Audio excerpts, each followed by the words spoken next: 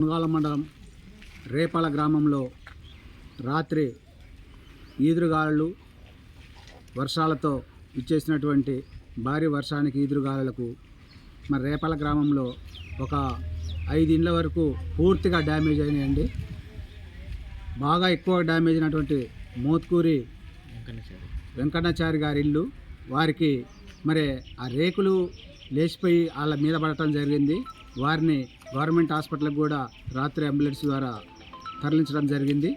అదేవిధంగా వారి కుటుంబ సభ్యులకు కూడా మరి గాయాలైనవి, వారిని కూడా మన హాస్పిటల్లో చూపించడం జరిగింది.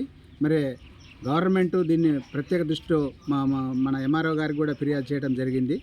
వారిని తక్షణమే ఆర్థిక సహాయం అందించి వీరిని వారి కుటుంబాన్ని ఆదుకోవాలని రేపాల గ్రామ సర్పంచ్గా మేము కోరుతా ఉన్నాం సార్.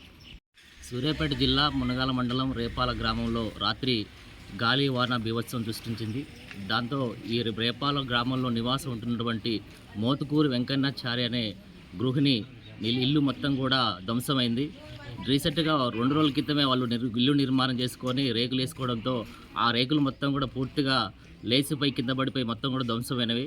వెంటనే ప్రభుత్వం స్పందించి వీరికి తక్షణంగా ఆర్థిక సహాయం అందించాలి.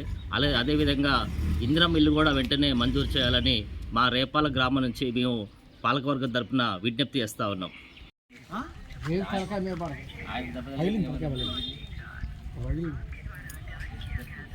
ఓకే.